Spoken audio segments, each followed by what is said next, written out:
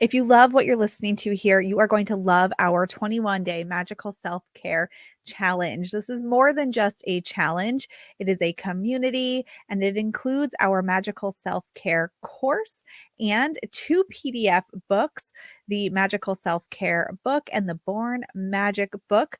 Both bestsellers on their release date on Amazon, and we can't wait to get them into your hands. Join us for the 21-day magical self-care challenge. And by the end of the class, you are going to have some new magical tools in your tool belt, and you are also going to feel supported, and you're going to have the steps to easily and efficiently bring self-care into your life as the foundation of your life, so you don't have to seek it out every day, because your whole life will be built on magical self-care.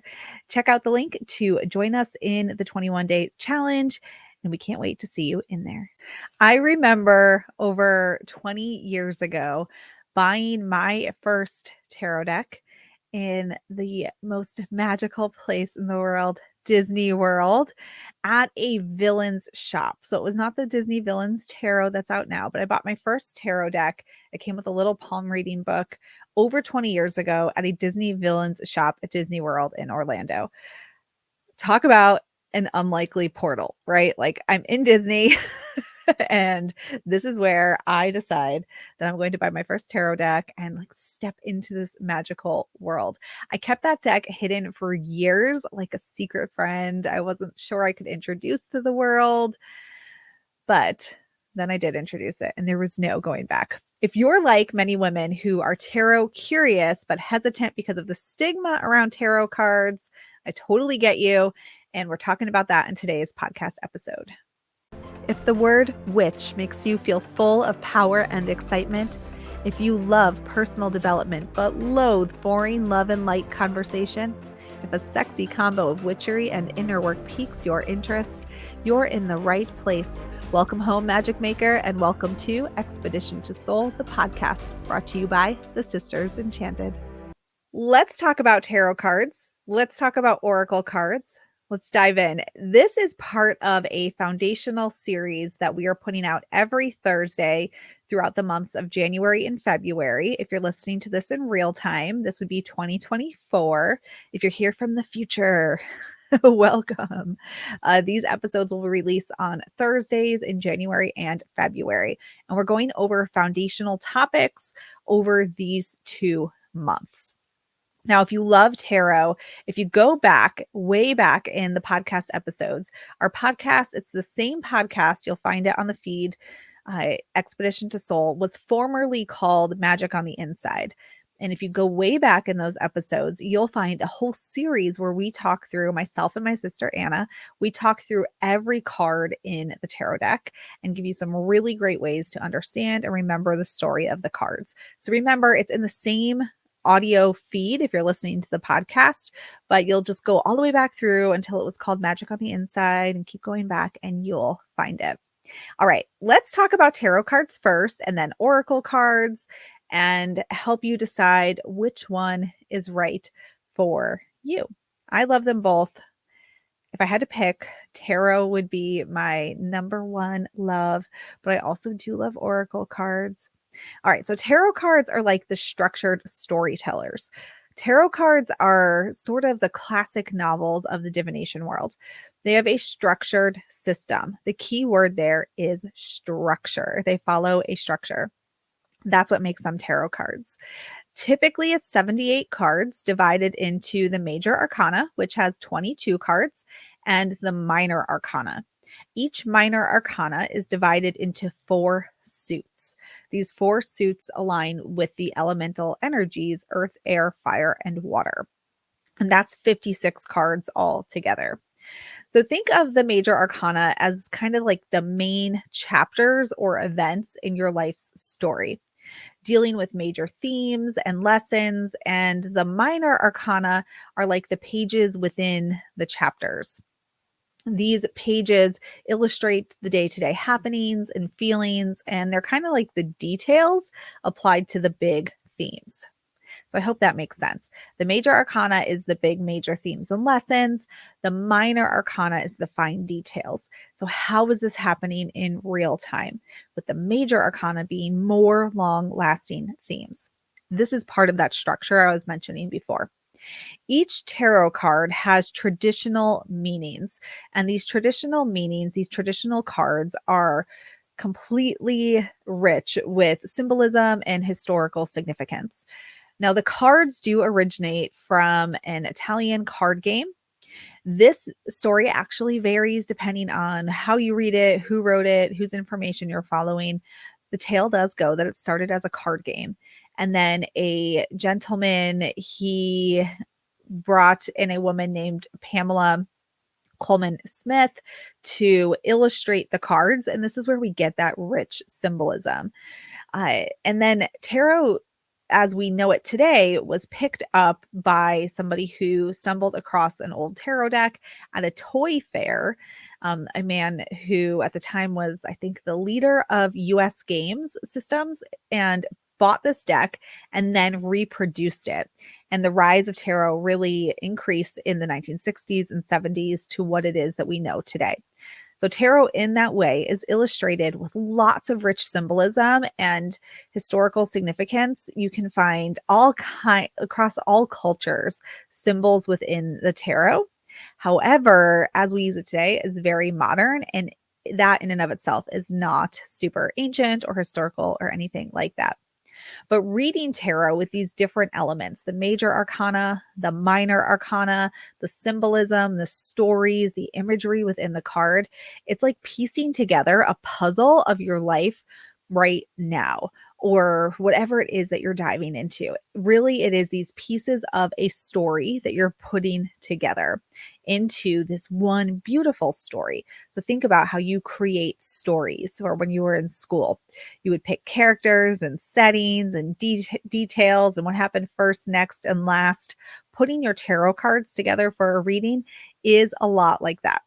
It's a tool for reflection, and it helps mirror your subconscious and acts as a window into how you are experiencing life right now. So there are some myths about tarot and oracle cards, and we're going to get into those in a little bit. But now you know what tarot is. It's a very structured system, and there are traditional meanings, and I don't advise memorizing them. I think learning by doing is the way to go. As a former teacher, I have my master's in education. I was an English teacher, and I'm particularly specialized in working with people who have ADHD and struggle with organizing information. I definitely do not recommend trying to memorize all of the cards. I think learning by doing and connecting your own stories to those traditional meanings really is the way to go. That's the thing that really holds people back, is getting it, wanting to feel like they're getting it quote unquote right, or not failing and memorizing. And that is not the way I would recommend to learn how to read tarot. The next kind of cards that often get confused with tarot cards is oracle cards, where tarot is sort of like that classic novel, and we can kind of predict the theme and the journey of the characters. Oracle cards are more like free spirits. They are not linear. There is not a structure. They can be about anything. So they're kind of like the artsy cousin of tarot, you could say. Tarot is buttoned up. Oracle card is more free flowing. It's coming in wearing the like beautiful kimono, and you want to know where it's been, how it got that tan. Oracle decks are sort of more like personal journals. So each one is unique. There's no set number of cards, no set structure, and really anything that the author or illustrator decides to make them about, they can be about. So you can get oracle cards about anything from angels to animals, goddesses to Gaia, anything in between. I've got oracle cards that are based on books, dragons, plants, uh, sacred geometry, like literally anything.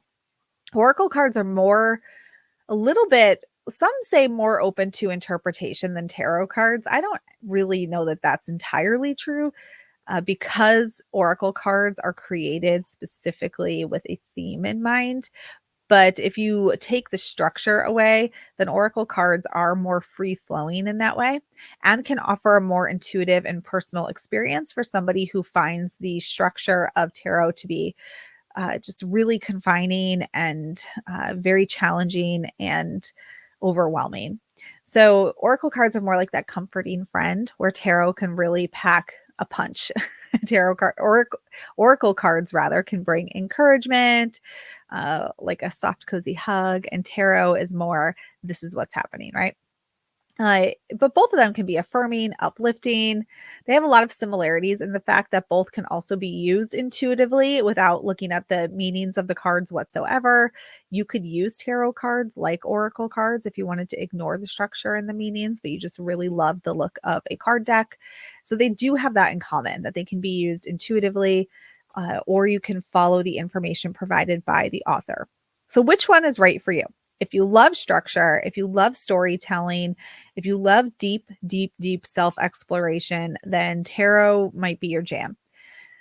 But it can be challenging at first if you're new to this, kind of like learning a new language, but not as challenging. But it is incredibly rewarding once you feel connected to those cards. If you're looking for something that's really free flowing, intuitive, easy to start with, oracle cards might be your thing. Though I love them both, and you can use them both together as well. You can use tarot cards and oracle cards all in the same sitting and weave them together in any way that you want to. There are some stigmas attached to tarot cards and oracle cards both. And I just want to break some of those before I let you go today on this podcast episode.